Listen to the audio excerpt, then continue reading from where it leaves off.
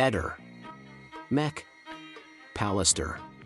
Ancora numerosi i punti oscuri, dubbi e tante domande sul giallo di Liliana Resinovic, la 64enne triestina scomparsa il 14 dicembre 2021 e ritrovata senza vita. Il 5 gennaio 2022 dentro un boschetto in un'area dell'ex OPP a Trieste. Ipotizzando che la donna sia uscita di casa il 14 dicembre con l'intento di andare a togliersi la vita. Appare strano e quasi inverosimile che quella mattina la 64enne prima di uscire di casa abbia controllato il meteo. Elemento che in una normale quotidianità potrebbe essere del tutto ordinario, giusto per sapere come vestirsi prima di uscire di casa, che scarpe indossare o per portare con sé un ombrello in caso di prevista pioggia, ma appare curioso che lo si faccia poco prima di andare a togliersi la vita.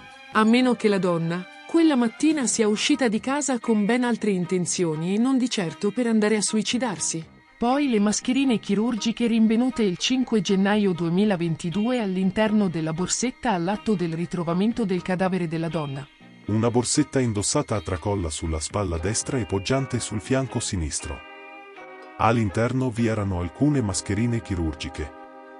Così come indicato in più relazioni di verbali. Elemento confermato anche nella relazione del medico legale e dato riscontrato oggettivamente anche dalle immagini effettuate la sera del 5 gennaio all'atto dell'apertura della borsetta. Poi, misteriosamente, il 10 gennaio 2022, presso la sala autoptica dell'obitorio, all'apertura della borsetta, le mascherine non ci sono più, scomparse. Ne verrà rinvenuta, mostrata e fotografata solo una, quella nera.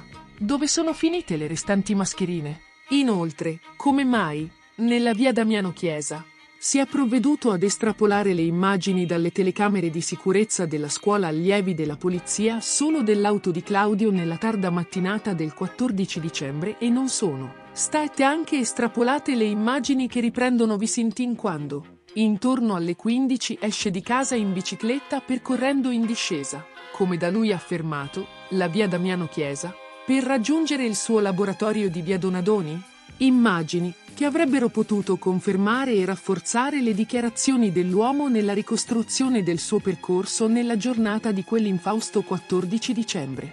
Un dato fondamentale anche per capire quale bicicletta avesse con sé e poter fare il confronto con la bici mostrata nelle riprese fatte con la GoPro, in città e sul Carso, quella stessa mattina. Nello stesso tempo, sarebbero potute essere estrapolate anche le immagini che ritraevano il rientro nell'abitazione in via Verrocchio delle 15:50 del Visintin. Forse nel pomeriggio le telecamere non funzionavano?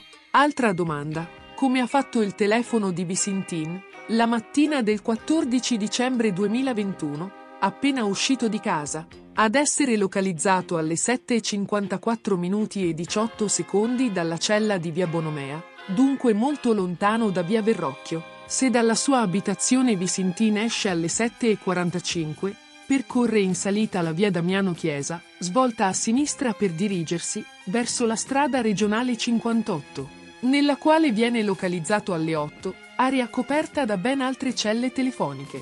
Inoltre, rimane il dubbio che nella localizzazione delle 8 sulla strada regionale 58 non venga indicata nei tabulati la cella telefonica agganciata.